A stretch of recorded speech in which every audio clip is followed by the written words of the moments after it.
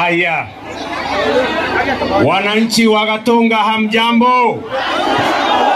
Tharaka hamjambo. Tharaka nithi mugani. Mugani kaire. Bwana Yesu asifiwe. Hebu mnisalimie hivyo hewani nione watu wa Gatunga. Hey! Naona mko chonjo mbaya sana.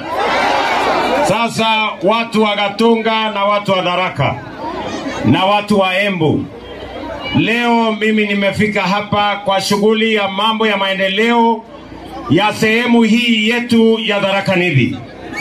Tulikubaliana na nyinyi ya kwamba tukimaliza uchaguzi kazi ndio inaendelea. Ni kweli ama si kweli? Si namna hiyo?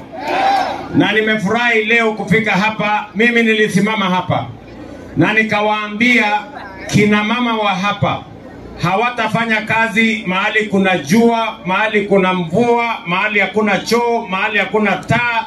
Na ndio sababu hiyo leo tumekuja hii soko muliniambia nijenge. Ni kweli ama si kweli?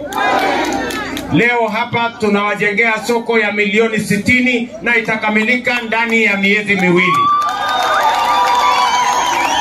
Watu wa Gatunga mko tayari? Hii soko itatusaidia mara mbili.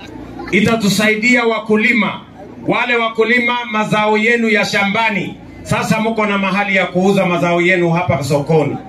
Na pia wafanyabiashara hapa mko na mahali pazuri. Hiyo soko itakuwa na cold room, itakuwa na mambo mahali pa kuuza bidhaa, itakuwa na mahali ya mkutano, itakuwa na ICT hub, itakuwa ni mahali ya wamama wale wako na watoto kunyonyesha mtoto na anaendelea na kuuza mboga yake.